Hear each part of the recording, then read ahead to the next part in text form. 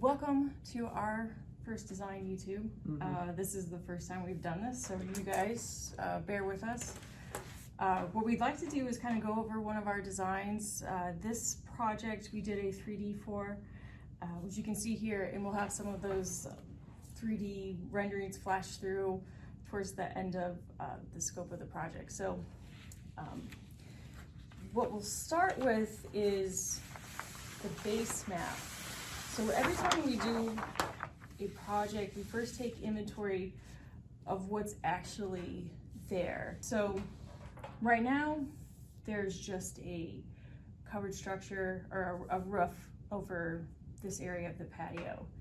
And over here is the driveway, and you would have a walkway that goes up, and then you would go underneath the covered patio here.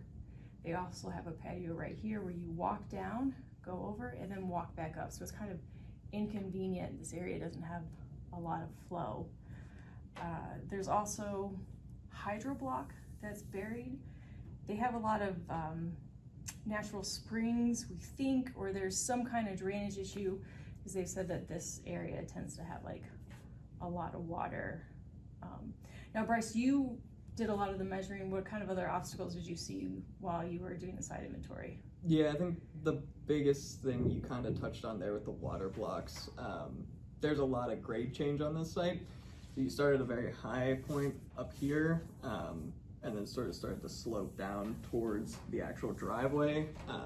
Very steep up here, semi-steep down here, and it kind of flattens out here. You still have a little bit of change, and so drainage was a big deal. And you can almost see that in the existing patio, you know, where they have this sort of wall, fireplace, and plant area where the only real purpose they serve is just to block that grade. I mean, even this planter as it exists, it maybe has 6 inches open to be able to plant anything there, so it's really just an overbuilt wall.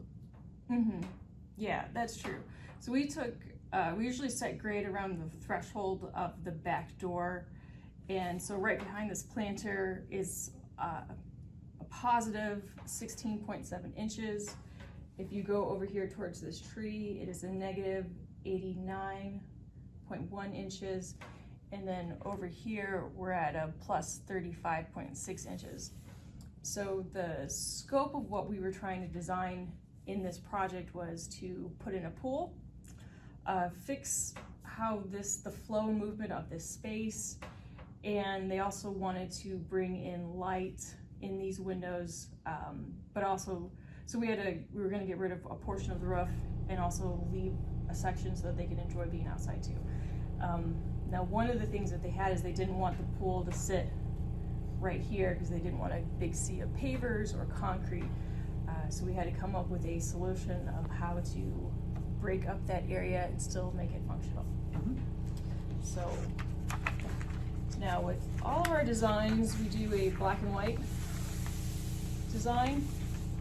So this calls out mainly the hardscaping, which is probably a little bit hard to see on paper. So we're gonna pull out one of the colored renderings right here.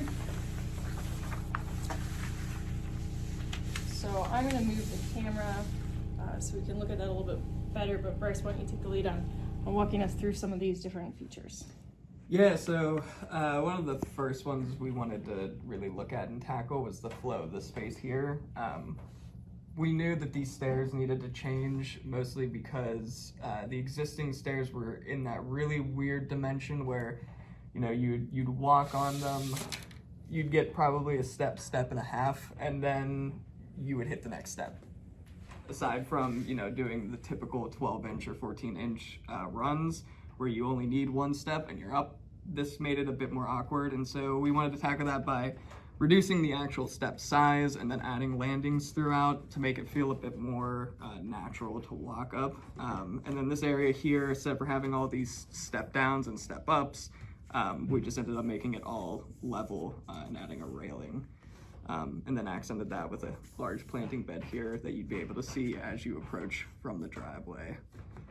Moving from there, we wanted to think about how you'd actually move through this space to sort of complement these amenities.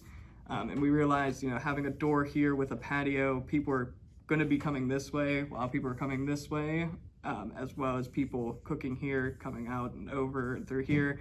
And so we wanted to give sort of actual routes that made sense to the flow of the space.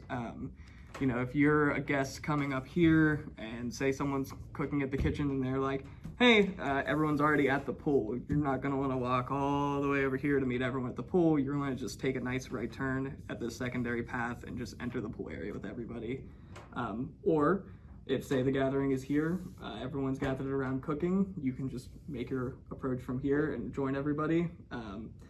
We really wanted to make it as fluid as possible to get to where you want to get to without creating too many pathways and making it like a maze.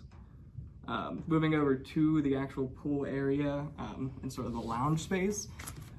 When you move through here, there's actually a trellis system that connects to both the attached roof that's proposed and a shade structure that we're proposing. This is actually a really neat detail where it's going to attach directly to the shade structure as well as the roof so that there's no post blocking your movement through the space. And then that is accented with some nice natural boulders to break up some of the masonry walls and give more accent to this lovely structure that will have vines growing over it. And it will really act as a really nice transition space from sort of this prepping area to this more relaxation area. In this area, you know, we have this large shade structure with a fireplace in it. This fireplace will also have a TV, and this will be sort of the main hosting relaxation area. As we get into sort of the paving pattern revolving around this, we really wanted to accent these nice straight lines we have that were used to really keep back that grade and also make up for the grade on this side. So knowing we were gonna have these big L's, we wanted something that not only showed you, you know, the space continues this way, but it also kind of shows how this lounge area starts to spread out and you start to use the rest of the space, almost like fingers pulling you further in. Over here, a nice little detail, these little markers are actually for cornhole boards. They're the exact distance you need for one. The client really loves cornhole. They said their family loves to play whenever they come over, so we thought this would be a nice detail for them. And then this wall, mainly for grade, but it will just be a nice backing piece for this area here. Even if you're not using it for cornhole, you can use it for extra seating or anything you might need for a party. So Bryce just got done going over a lot of the design aspects, but this project also involved a lot of construction too. A lot of the changes in elevation proposed a lot of challenges. So the threshold was 0, and then over here we're about plus 16, 17 inches. So we did have to put a retaining wall on this side, and we also still needed access to this portion of the yard. So we put some steps in here that go to a proposed shed. This also allows us to continue to have access to this upper portion of the yard where we also place the pool equipment back here. So this wall in this corner is quite high. It's just under 4 feet. Hopefully it's only gonna be about 3.5, and then it's gonna step down before hitting level in this area. So the pool equipment being higher than the pool is not an issue. And then their gas meter is over here. So ideally, you know, everything's a little bit further than maybe what's ideal, but this is again like the best situation for the meter, the pool equipment, and the relation of where the pool is. So with the change in elevation in this area, again, we're sunk in right here, we're level right here, but this corner of the pool is actually sticking out of the ground.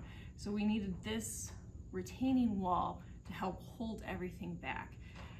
So this boulder retaining wall is going to be about 4 feet, but even then we're probably going to still have to backfill in that area because it's roughly 7 feet change in elevation from that initial 0 threshold. So luckily the homeowner has a lot of property. We're going to have a lot of dig out from here that we're going to be able to use in that pool area. And we're going to also bring in a lot of gravel. So It's a large pool, it's a 16 by 40, and it is gonna be a deeper pool. It has a diving board. So there's gonna be a lot of dig out. We might still have to bring in some extra soil. So it's gonna be a rather massive project. Now, because we're putting retaining walls on this backside, we are creating a dam when it comes to water flow. And they've already have some issues with putting the hydro blocks in here, previous issues with the water. So with this project, it's just gonna get worse unless we do something about it during the construction. So even, although the gravel in here is decorative and it goes with the design theme of a kind of Tuscany, California look, we chose this because it would also help with collecting rainwater. This area right here actually kind of acts as a dry creek bed, and it also allows for us to funnel some of the water through this area. So we have block through here, but we have rock in this small area. So we can do some channel drain, we can do some French drains through here and then have it go along this space. Now we can't have all the water go here. We actually have to take the water around this backside as well.